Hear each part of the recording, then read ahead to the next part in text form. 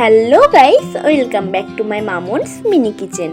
আজ আমি আপনাদের তৈরি করে দেখাবো কচু শাক দিয়ে চিংড়ি মাছ কিভাবে বানাতে হয়। তার জন্য এখানে আমি কচু শাক নিয়ে নিয়েছি। এবার কচু শাকের গায়ের মধ্যে যে আঁশটা রয়েছে সেটা ছাড়িয়ে নিতে হবে, তারপর ছোট ছোট করে কেটে ফেলতে হবে। আর এখানে ঠিক যেভাবে দেখানো হচ্ছে আপনারা সেইভাবেই কেটে নেবেন। আর কচু শাকটা আমার কাকু কেটে দিচ্ছে, সো থ্যাংক ইউ কাকু। কচু শাকটাই আমাদের কাটা হয়ে গেছে। এবার এটাকে আমি পরিষ্কার জলের মধ্যে খুব ভালোভাবে ধুয়ে নেব।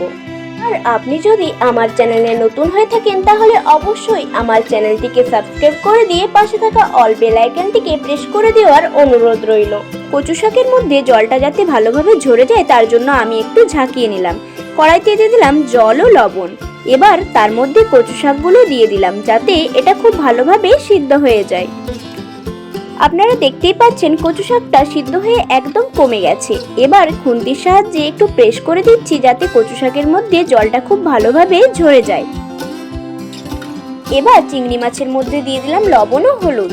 লবণ হলুদটা চিংড়ি মাছের সাথে খুব ভালোভাবে মিশিয়ে নিচ্ছি।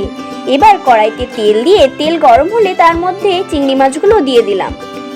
চিংড়ি মাছগুলো আমার খুব ভালোভাবেই ভাজা হয়ে গেছে। চিংড়ি মাছ বেশি ভাজার দরকার নেই, নয়তো শক্ত হয়ে যাবে। এবার মাছগুলোকে আমি একটি পাত্রের মধ্যে তুলে নিচ্ছি।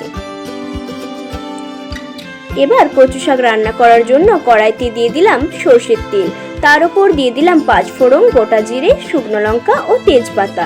এবার এর উপর দিয়ে দিলাম পেঁয়াজ কুচি। পেঁয়াজটাকে একটু নাড়াচাড়া করে ভেজে নিতে হবে।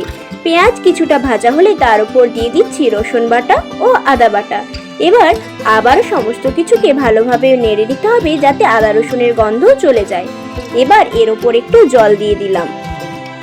এবার একে একে দিয়ে দেব লবণ, লঙ্কার গুঁড়ো, হলুদের গুঁড়ো, জিরের গুঁড়ো ও ধনের গুঁড়ো।